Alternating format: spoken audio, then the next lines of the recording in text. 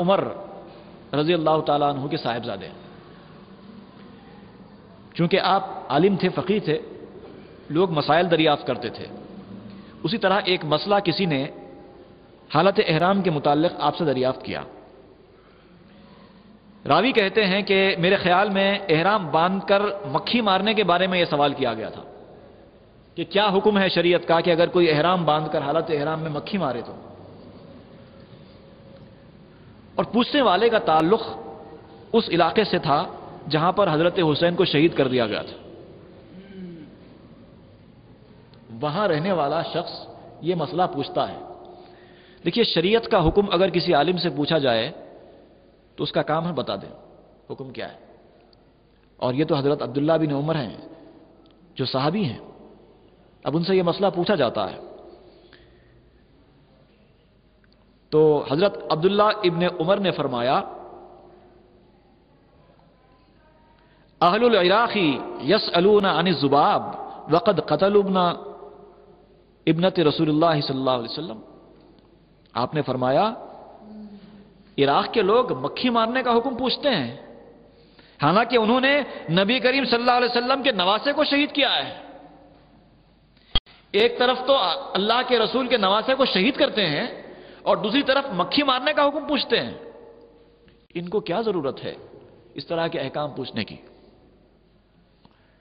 اب اندازہ کیجئے اس حدیث سے کہ صحابہ کرام کی نظر میں کربلا کا واقعہ کتنا سخت تھا، کتنی اہمیت آپ اس کو دیتے تھے کہ آپ نے اس سوال کو اس واقعے سے ریلیٹ کر دیا، اور اس کے بعد نہ صرف یہ کہ اتنا فرمایا بلکہ فرمایا کہ حضور اکرم صلی اللہ علیہ وسلم نے فرمایا ہے، ہما ریحانتی من الدنیا، حسن اور حسین گلشن دنیا کے میرے دو پھول ہیں، جن کے بارے میں حضور صلی اللہ علیہ وسلم نے یہ فرمایا ہے یہ گلشن دنیا کے میرے پھول ہیں، انہی پھولوں کو کاٹ کر آتے ہیں اور پھر مکھی مارنے کا حکم پوچھتے ہیں۔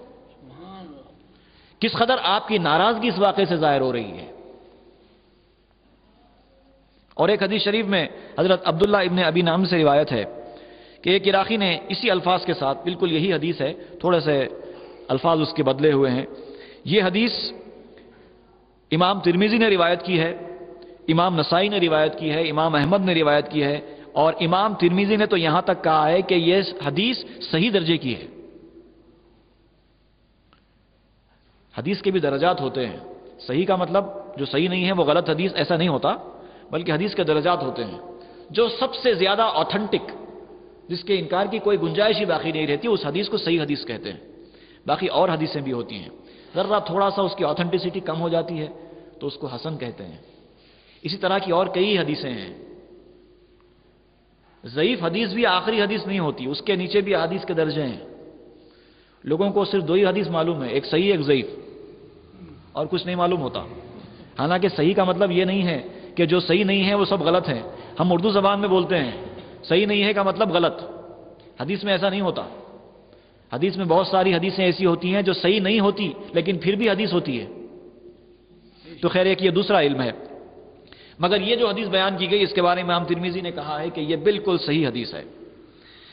میں عربی متن کو چھوڑ کر بات کروں گا، اس لیے کہ جلد سے کم وقت میں زیادہ سے زیادہ حدیثیں پیش کرنا چاہتا ہوں۔ ایک حدیث میں حضرت صفیہ بنت شیبہ سے روایت ہے رضی اللہ تعالیٰ عنہ سے کہ ام المومنین حضرت عائشہ صدیقہ رضی اللہ تعالیٰ عنہ بیان فرماتی ہیں کہ ایک مرتبہ حضور صلی اللہ علیہ وسلم صبح کے وقت باہر تشریف لائے۔ اس وقت آپ صلی اللہ علیہ وسلم نے ایک چادر اوڑھی ہوئی تھی جس پر سیاہ اون سے کجاووں کے نقش بنے ہوئے تھے، اس طرح کی ایک شال آپ نے اوڑھی تھی، اور حضرت حسن بن علی آئے تو آپ نے انہیں اپنی چادر میں داخل کر لیا۔ پہلے حضرت حسن آئے تو آپ نے اپنی چادر میں حضرت حسن کو داخل کر لیا، پھر حضرت حسین آئے، آپ نے ان کو بھی اپنے چادر میں داخل کر لیا، پھر حضرت فاطمہ تشریف لائیں، آپ نے ان سے بھی کہا کہ تم بھی اس چادر میں آ جاؤ، اور پھر حضرت علی تشریف لائے، حاضر ہوئے۔ اس وقت حضور صلی اللہ علیہ وسلم نے حضرت علی سے بھی فرمایا کہ اے علی یہاں پر آ جاؤ، چادر میں داخل ہو جاؤ، تو آپ نے دونوں نواسوں کو، صاحبزادی کو اور اپنے داماد کو، سب کو اس چادر میں لے لیا۔ اس کے بعد آیت پڑھی قرآن مجید کی، انما یرید اللہ لیذھب عنکم الرجس اہل البیت ویطہرکم تطہیرا۔ اللہ تعالیٰ فرماتا ہے اے اہل بیت، اللہ تو یہی چاہتا ہے کہ تم سے آلودگی دور کر دے اور تم کو کمال درجے کی طہارت پر پہنچا دے۔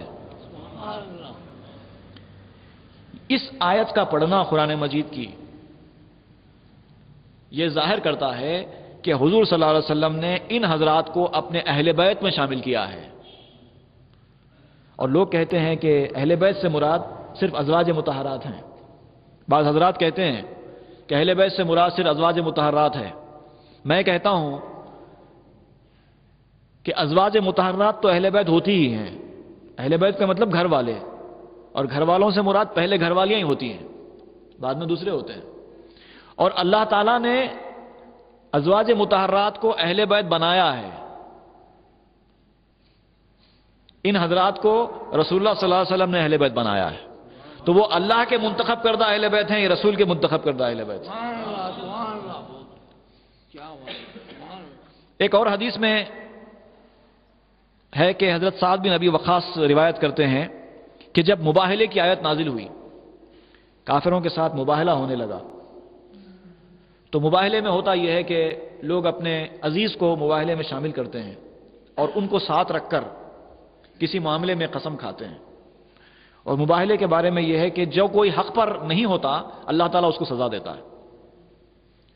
تو یعنی ایک طریقے سے اپنے چاہنے والوں کو ساتھ رکھ کر زیادہ تر اس میں اپنی اولاد کو رکھتے ہیں، کیونکہ اگر وہ جھوٹ بول رہا ہے تو اس کا وبال ان کی اولاد پر پڑتا ہے۔ تو اس طرح کے مباہلے ہوتے ہیں۔ تو ایک مرتبہ مباہلہ تھا، تو حضور صلی اللہ علیہ وسلم اس مباہلے میں شرکت کرنے کے لیے تشریف لے گئے۔ تو آپ نے فرمایا کہ آؤ ہم اپنے بیٹوں کو بلاتے ہیں، ہم بھی اپنے بیٹوں کو بلاتے ہیں۔ اور پھر حضور صلی اللہ علیہ وسلم نے حضرت علی، حضرت فاطمہ اور حضرت حسن اور حضرت حسین کو بلایا اور فرمایا کہ یہ میرے گھر والے ہیں۔ اور اس کو امام مسلم نے روایت کیا ہے، امام ترمذی نے روایت کیا ہے، اور امام ترمذی نے اس حدیث کے بارے میں بھی کہا ہے کہ یہ حدیث حسن صحیح درجے کی حدیث ہے۔ اسی طرح ایک اور حدیث میں ہے جو امام ترمذی نے اس کو روایت کیا ہے کہ اسی طرح کے الفاظ ہیں اس کے اندر، جس میں حضور صلی اللہ علیہ وسلم نے ان تمام کو اپنی اہل بیت فرمایا ہے۔ اور ایک حدیث جو حضرت ام سلمہ رضی اللہ تعالیٰ عنہا سے ہے کہ حضور صلی اللہ علیہ وسلم نے فرمایا کہ حضرت فاطمہ نے حضرت فاطمہ، حضرت حسن، حضرت حسین کو جمع فرما کر اپنی چادر میں لپیٹا اور فرمایا کہ یہ میرے اہل بیت ہیں۔ تو اس طرح کے ان حضرات کو اہل بیت حضور صلی اللہ علیہ وسلم نے جو بنایا ہے، اس سے متعلق بے شمار احادیث حدیث کی کتابوں میں مل جائیں گی۔ اور ایک حدیث سماعت فرمائیے، بڑی خاص حدیث ہے، اس کو طبرانی نے روایت کیا ہے اپنی کتاب المعجم الکبیر میں، جلد نمبر 3 صفحہ نمبر 44 اور حدیث نمبر ہے 2631۔ اس میں حضرت عمر بن خطاب رضی اللہ تعالیٰ عنہ فرماتے ہیں کہ میں نے حضور اکرم صلی اللہ علیہ وسلم کو فرماتے سنا ہے کہ ہر عورت کے بیٹوں کی نسبت اس کے باپ کی طرف ہوتی ہے۔ دنیا کا وہ دستور ہے، یہ قاعدہ ہے کہ اولاد کی نسب کی نسبت اس کے باپ سے ہوتی ہے، ماں سے نہیں ہوتی۔ اور یہی بات حضور صلی اللہ علیہ وسلم نے بھی فرمائی ہے کہ ہر عورت کے بیٹوں کی نسبت ان کے باپ کی طرف ہوتی ہے سوائے فاطمہ کی اولاد کے۔ یہ اختصاص ہے فاطمہ کی اولاد کو، حضور نے فرمایا۔ ساری دنیا کی ماؤں کا معاملہ الگ، فاطمہ کا معاملہ الگ ہے۔ یہاں پر فاطمہ کی اولاد کی نسبت فاطمہ کے شوہر یعنی حضرت علی کی طرف نہیں، بلکہ حضور نے فرمایا میری طرف ہوگی۔ یہ واحد ہے دنیا کا پہلا اور آخری قاعدہ، اور کسی پر یہ لاگو نہیں ہوتا کہ حضور صلی اللہ علیہ وسلم نے فرمایا کہ حسن اور حسین کا نسب میری طرف جاری ہوگا، وہ میرے نواسے ہونے کے باوجود، میں ہی ان کا باپ ہوں، میں ہی ان کا نسب ہوں۔ یعنی اب جتنے اولاد حضرات حسنین کی ہوگی وہ حضور صلی اللہ علیہ وسلم کی نسب کہلائے گی، اولاد رسول کہلائے گی۔ یہ حدیث امام طبرانی نے روایت کی ہے۔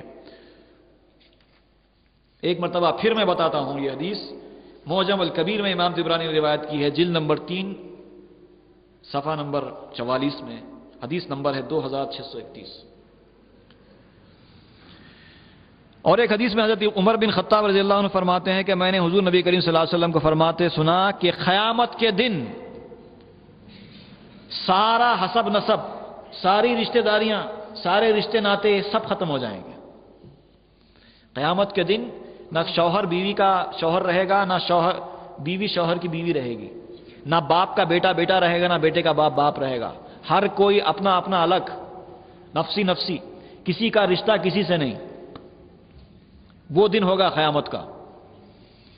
اس وقت کا تذکرہ کرتے ہوئے حضور صلی اللہ علیہ وسلم نے فرمایا کل سبب و نسب منقطع یوم القیامہ ما خلا سببی و نسبی، تمام رشتے چاہے وہ خونی رشتے ہوں، نسبی رشتے ہوں یا سسرالی رشتے ہوں، سب ختم ہو جائیں گے سوائے میرے نسب کے اور میرے سسرالی رشتے کے۔ یعنی حضور اکرم صلی اللہ علیہ وسلم کا نسبی رشتہ ہی ختم نہیں ہوگا بلکہ آپ کا سسرالی رشتہ بھی ختم نہیں ہو سکتا۔ یہ قیامت تک ہے، اس کے بعد بھی یہ رشتہ قائم ہے۔ اور اس کے بعد حضور نے ارشاد فرمایا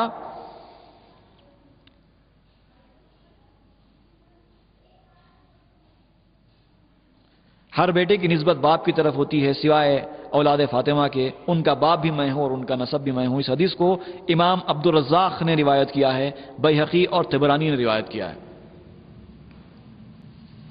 اور ایک حدیث میں حضور صلی اللہ علیہ وسلم نے ارشاد فرمایا اے لوگو، کیا میں تمہیں ان کے بارے میں خبر نہ دوں جو اپنے نانا نانی کے اعتبار سے سب لوگوں سے بہتر ہیں؟ ہے کسی کے نانا نانی ایسے؟ اس کے بعد فرمایا کیا میں تمہیں ان کے بارے میں نہ بتاؤں جن کے چچا اور پھوپھی کے لحاظ سے ان کے چچا اور پھوپھی سب کے چچا اور پھوپھی سے بہتر ہیں؟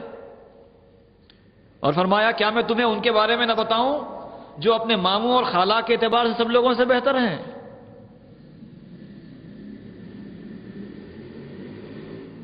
کیا میں تمہیں ان کے بارے میں خبر نہ دوں جو اپنے ماں باپ کے لحاظ سے سب لوگوں سے بہتر ہیں؟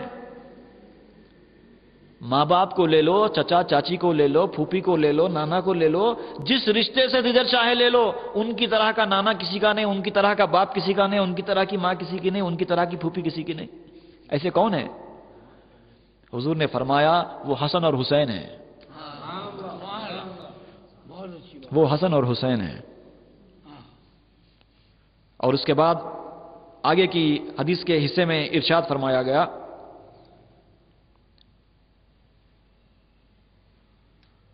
یہ سارے کے سارے جنت میں ہوں گے اور وہ دونوں یعنی حضرات حسنین بھی ان کے ساتھ جنت میں ہوں گے۔ یہ وہ خانوادہ ہے، یہ وہ حضرات ہیں جن کی کوئی مماثلت کسی سے نہیں ہے۔